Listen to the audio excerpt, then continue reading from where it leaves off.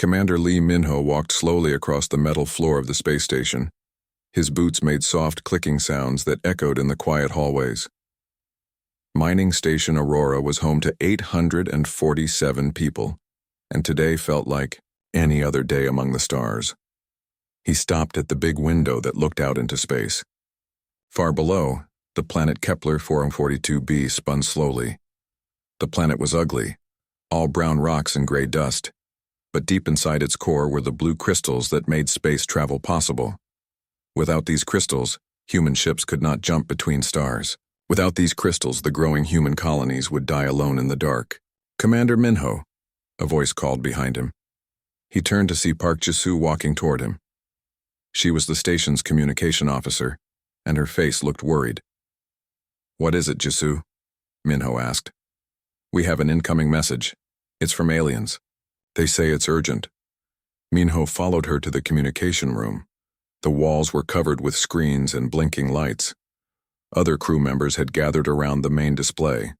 Dr. Kim Hyun, the station's head scientist, stood with his arms crossed. Engineer Choi Dai was checking his tablet, probably looking at the mining reports.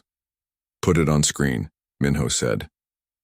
The display flickered and showed the face of something that was definitely not human. The creature looked like a giant insect with 6 eyes and sharp mandibles that clicked when it spoke. Its voice came through the translator as cold and harsh. "Human Settlement Aurora 7, the alien said. "I am Commander Vextar of the Vorthak Coalition. You are mining in space that belongs to us. Stop your work immediately. You have 72 hours to pack up and leave. Go back to your home planet and do not return." Minho stepped forward. "This is Commander Lee Minho. We have legal rights to mine here. The Galactic Council approved our claim 3 years ago." The alien's mandibles clicked faster, like angry laughter. "Your human laws mean nothing to us. You are a young species playing with technology you do not understand. We have controlled this region of space for thousands of years. Leave now, or we will make you leave." "And if we refuse?" Minho asked, though he already knew the answer. "Then, you will learn why primitive species should not challenge their superiors." The transmission ended, leaving the communication room in silence. Dr. Kim Hyun spoke first. "They're trying to scare us. The Vorthak Coalition has been bullying smaller civilizations for decades. They pick on species they think are weak." Engineer Choi Dae looked up from his tablet. "The crystals we mine here power the communication systems for 12 human colonies. Without them, those worlds would be cut off from Earth. No supplies, no messages, no help if something goes wrong." Minho walked to the window again. In the distance, he could see the bright lights of the mining ships pulling crystal ore from the planet's surface. Each ship represented months of work, millions of credits and equipment, and the hopes of human families trying to build new lives among the stars. "How many people live in those 12 colonies?" he asked. "About 2 million, Choi Dae answered. "And how many aliens are threatening us?" Park Jisoo checked her computer. "Long-range sensors show a Vorthak fleet of 30 ships heading this way. They'll arrive in about 70 hours. Minho was quiet for a long moment. He thought about the miners working on the planet below. He thought about the families in the colonies who depended on the crystals. He thought about what would happen if humanity backed down every time an alien species made threats. "Send a message to the Vorthak commander," he said finally. "What should I tell them?" Jisoo asked. "Tell them that Mining Station Aurora operates under human authority. Tell them we will not abandon our people or our work. Tell them if they want this station, they'll have to take it." Dr. Kim Hyun looked worried. "Commander, they have 30 warships. We have mining equipment and a few defensive guns, maybe," Minho said. "But we also have something they don't understand." "What's that?" "We're human. We don't run when bullies threaten us. We dig in and fight back." The message was sent. For the next 70 hours, the station prepared as best they could. They moved the mining lasers into defensive positions. They loaded the cargo ships with evacuation supplies. They sent detailed reports to Earth about everything they had learned about Vorthak technology and tactics. Most importantly, Dr. Kim Hyun worked on one final project. He rigged the communication array to send a special transmission, one that would reach Earth even if the station was destroyed. When the Vorthak fleet arrived, it was exactly as the aliens had promised. 30 sleek warships surrounded the small, human station. Commander Vextar contacted them one last time. "This is your final chance, humans. Surrender now." Mino stood on the bridge looking out at the alien fleet. His crew stood behind him, people who had chosen to stay and fight rather than run. "This is Commander Lee Minho. Our answer is no." The attack came fast and brutal. Plasma beams designed to crack asteroids tore through the station's hull. As the air rushed out into space and the lights went dark, Dr. Kim Hyun sent his final message to Earth. "Tell them we stood our ground. Tell them to remember us." The transmission raced across, space faster than light, carrying news that would change everything. President Kang Mirai stood in the emergency meeting room deep under the government building in Seoul. The room was filled with the most important people in human space: generals, scientists, and leaders from every human colony. Everyone looked grim as they watched the screen showing what was left of mining station Aurora. 847 people, Mirai said quietly. Her voice carried to every person in the room through the speakers. Miners, engineers, scientists, families with children. They died because aliens thought we would be too scared to fight back. Defense Minister Yu Taemin stood up from his chair. He was a big man with gray hair who had fought in Earth's last war 20 years ago. "Madam President, we intercepted more Vorthak communications after the attack. They're laughing about it. They think destroying one small station will make all humans run away like frightened animals." Research Director Seo Hana pulled up new images on the main screen. The Vorthak Coalition controls 47 star systems. They have hundreds of warships and millions of soldiers. They've been conquering smaller civilizations for 300 years. "How many ships do we have?" asked Admiral Nam Ji-won, the head of Earth's space fleet. 83 combat ships across all human colonies. Taemin answered. "But most of them are patrol boats and system defense craft. We have maybe 20 ships that could fight their battleships." The room went quiet. The numbers did not look good for humanity. Then Engineer Park Jin-ho spoke up from the back of the room. He was young, maybe 30 years old, and worked on the big industrial projects that built human colonies on dead planets. "What if we don't fight their way?" "What do you mean?" Mirai asked. "The aliens think like warriors. Big ships, big guns, old-fashioned battles. But humans are builders. We turn dead rocks into living worlds. We mine asteroids and build cities in space. What if we turn our building tools into weapons?" Dr. Lee So-young, Earth's top weapons scientist, sat up straighter. "The atmospheric processors we use for terraforming, they're basically giant bombs that reshape entire atmospheres. And our mining lasers can cut through anything." "The quantum crystal refineries," added another scientist. "We could modify them. Instead of making crystals for ship engines, we could make them unstable. Use them as weapons that could crack planets." Admiral Nam Ji-won looked interested now. "How long would it take?" 6 months, Dr. Lee answered. "Maybe less, if every shipyard and factory in human space starts working on it." President Mirai stood up and walked to the big window that looked out over Earth's largest city. Millions of people lived down there, going about their normal lives, not knowing that aliens had just declared war on their entire species. "What, about our colonies?" she asked. "The Vorthak could attack them while we're building weapons." "We evacuate the most dangerous ones," said Colonial Governor Kim Jae-hyun through the video link from Mars. "Pull back to our strongest systems. Make them come to us." "That means abandoning millions of people's homes," Mirai said. "Better than abandoning millions of people's lives," the governor replied. Mirai turned back to face the room. Dr. Kim Hyun sent us his final message before Aurora Station was destroyed. He said to remember them. I think he meant more than just keeping their names on a memorial wall. She walked to the center of the room where everyone could see her clearly. "The Vorthak Coalition thinks they taught us a lesson about staying in our place. They're right. They did teach us something. They taught us that there are aliens out there who will murder human families just to prove a point. Defense Minister Taman nodded grimly. What are your orders, Madam President? Send word to every human colony, every space station, every ship. We're going to war. But not the kind of war the aliens expect. They want to fight like it's still the old days, big fleets shooting at each other until someone gives up. We're going to show them what happens when you threaten a species that builds cities on airless moons and makes gardens grow in radioactive soil. Admiral Nam Jiwan stood up. The shipyards are already getting calls from volunteers. Engineers, miners, construction workers. They all want to help build weapons. Good, Mireille said, because we're going to need every one of them. The aliens destroyed Aurora Station in minutes. When we're done, they're going to understand why that was the biggest mistake in their species' history. Research Director Seo Hana was already working on her tablet.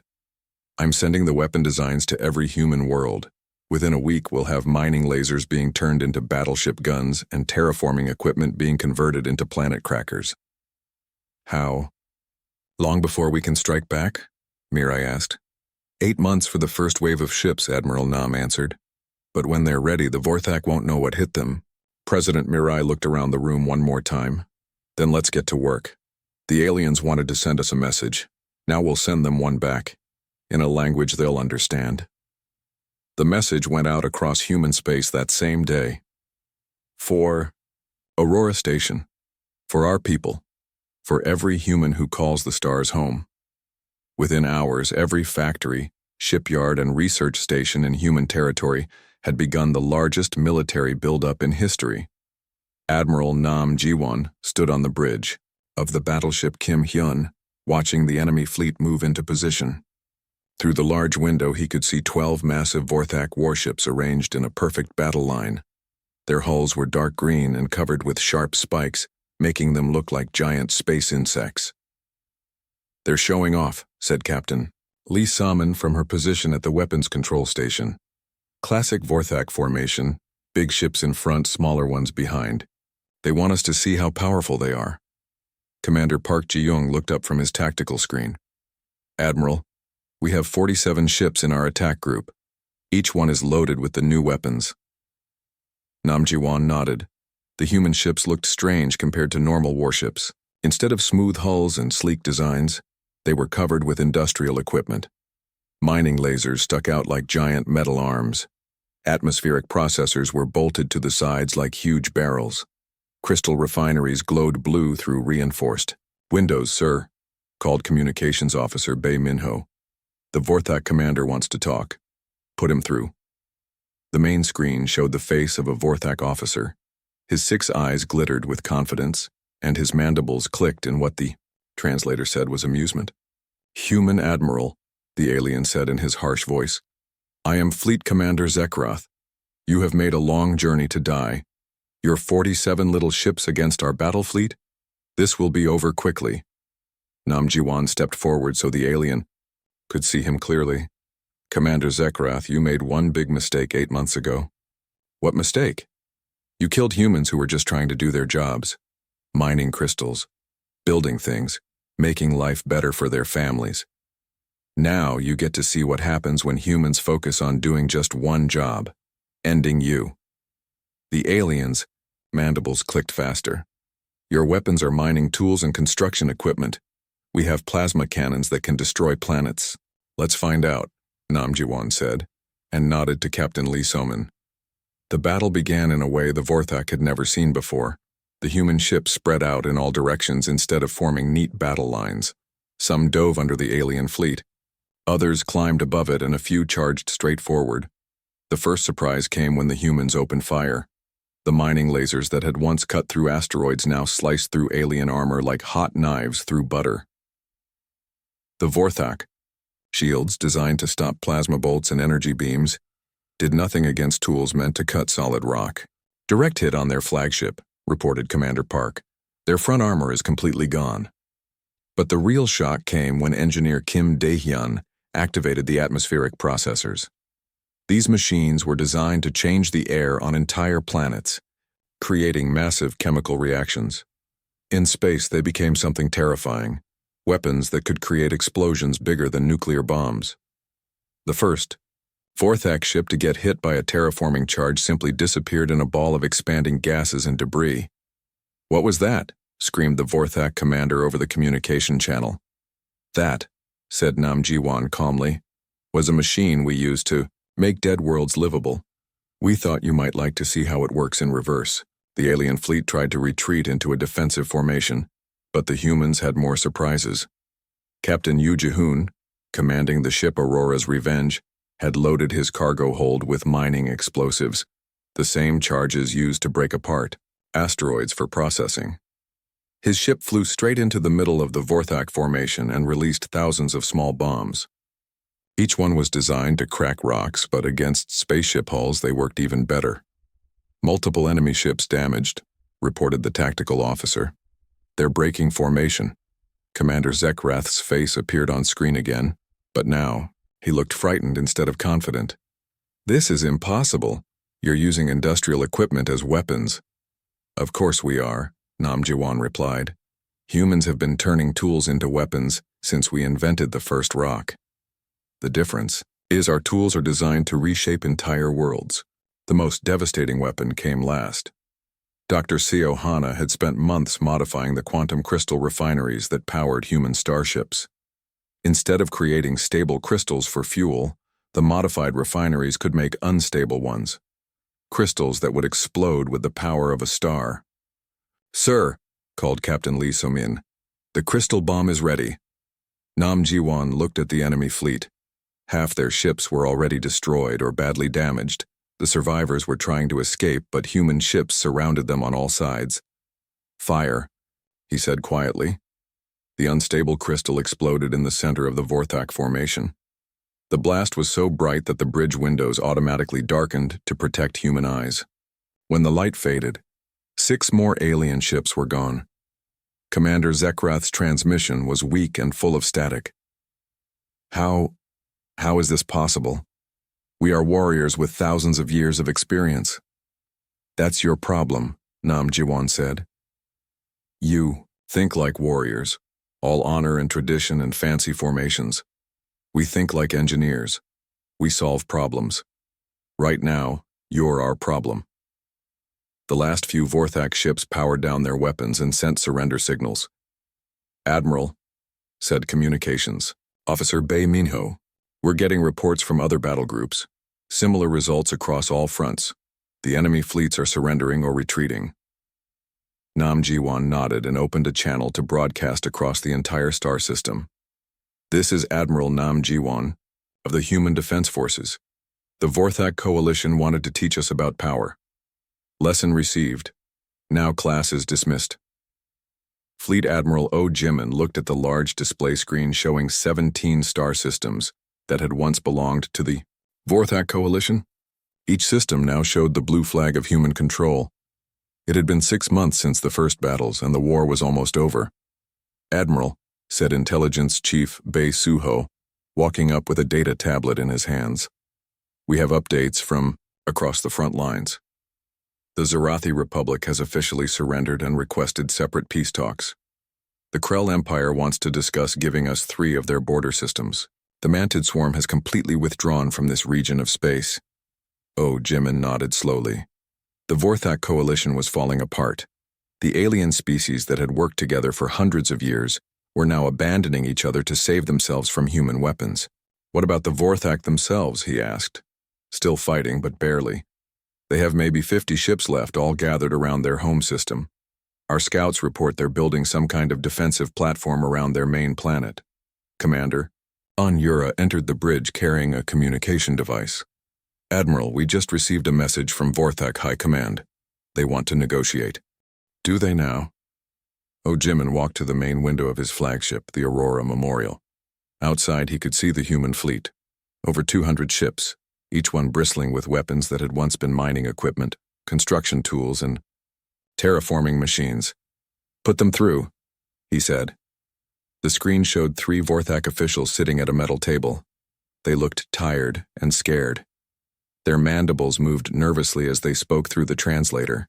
Human Admiral, said the one in the center. I am High Commander Vexkol of the Vorthak Military Council. We wish to discuss terms for ending this conflict. Oh, Jimin stepped closer to the screen. Terms? You mean surrender terms? We prefer to call it a negotiated settlement, the alien replied quickly. Perhaps we can find a solution that works for both our species. Let me tell you what works for me, Oh Jimin said. His voice was calm but cold. Complete and immediate surrender. All Vorthak military forces stand down. All weapons are turned over to human control. All your colonies are evacuated so we can decide what to do with them. The three aliens looked at each other with their 6 eyes wide. Admiral, surely we can reach some middle ground. We could pay tribute or limit our territory or agree to a treaty. No, Oh Jimin interrupted. You had your chance for treaties and middle ground 8 months ago, remember? When you murdered 847 humans who were just trying to mine crystals for their families. The Middle Vorthak commander's voice became desperate. But, Admiral, we are an ancient civilization. We have contributed art and science to the galaxy for thousands of years. Surely you don't want to destroy all of that? Oh Jimin turned to Captain Kim Young-ho, who was standing at the weapons station. Captain, show them the stellar disruptor. The screen split to show a live feed from one of the human ships. The camera focused on a large machine that looked like it had been built from terraforming equipment and mining tools. Blue energy flowed through crystal tubes, and warning lights blinked all around it. Do you know what that is? Oh, Jimin asked. The aliens. Some kind of weapon, High Commander Vexcol answered nervously. It's a modified planetary atmospheric processor combined with unstable quantum crystals. We originally built it to change the air on dead worlds so humans could breathe. But we found out it has another use. When we point it at a star and fire it, that star becomes very unstable. It starts burning much hotter and brighter. The Vorthak officials were completely silent now. Your home star, for example, Oh Jimin continued. If we fire this at it, your sun will become so hot that your planet will be uninhabitable for about 10,000 years. Long enough for your entire civilization to forget what it was like to have a home. You wouldn't, whispered one of the aliens. We would, Oh Jimin said simply. We've already done it to 2 other Vorthak colony systems. We gave the populations time to evacuate, of course. We're not monsters, but their worlds are now too hot for any known life form. Intelligence Chief Bei Suho stepped forward. Admiral, we're receiving surrender signals from the Vorthak home fleet. All 50 remaining ships are powering down their weapons. The alien. Commanders on the screen looked defeated. High Commander Vexcol's mandibles clicked slowly as he spoke. What do you want from us? Oh Jimin was quiet for a moment. Then he said, I want you to understand something. Humans tried to be peaceful. We followed galactic law. We asked for nothing except the right to mine crystals on a dead planet. You responded by killing our people. He walked closer to the screen. Now you've learned what happens when you threaten a species that survives by turning hostile environments into homes. We don't just adapt to dangerous situations, we master them. We turn every challenge into a strength and every enemy into a memory. We surrender, the High Commander said quietly. Complete and unconditional surrender. Good, Oh Jimin replied. Because the alternative was showing you why humans are the species that looked at airless rocks floating in space and decided to build cities on them.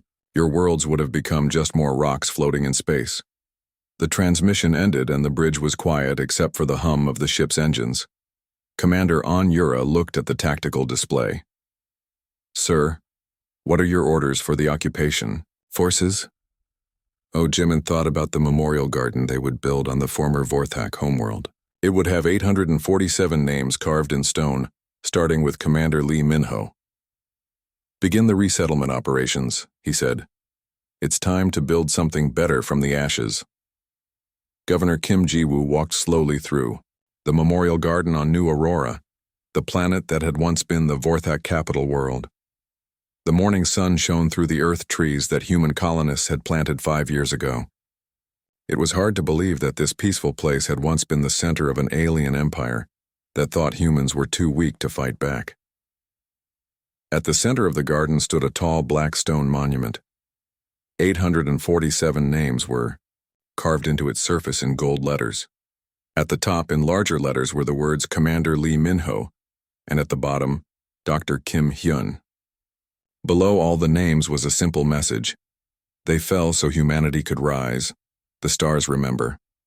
A young officer approached from behind. Lieutenant Ryu Hanul was only 23 years old, which meant she had been just 18 when the war started. She had grown up during humanity's rise to power in this part of the galaxy. "Governor Kim," she said politely. "The quarterly reports from all the former coalition territories are ready for your review." Kim Ji-woo nodded, but continued looking at the memorial. "How are the resettlement programs going, Lieutenant?" "Better than we expected, sir. The Zarathi have adapted well to their new worlds. Most of them seem happy to be away from Vorthak control. The Krell Empire has actually requested to join our trade network. They want to buy human mining equipment and atmospheric processors." "What about the Vorthak survivors?" "About 2 million of them are living on the reservation worlds we set up. Some of the younger ones have even applied for citizenship in human space. They want to learn our technology and sciences." Kim Ji-woo turned to face the young lieutenant. "And the others? The species that are still thinking about challenging us?" Hanul's voice carried the confidence of someone who had grown up knowing that humans were the strongest power in the galaxy. "They study the war archives, Governor. They see what happened to the Coalition. They see how we turned mining equipment into planet killers and terraforming machines into stellar disruptors. Nobody wants to find out what modern human weapons can do." Kim Ji-woo smiled, but it was a sad smile. Dr. Kim Hyun had dreamed of peaceful cooperation among the stars. He had spent his life studying alien cultures and trying to find ways for different species to work together. In the end, his dream had come true, but not the way he had imagined. "Has there been any trouble from the local populations?" Kim Ji-woo asked. "No, sir. The colonists who came here know the history. They know this world was taken in a just war. The memorial gardens remind everyone why we fought and what we're protecting."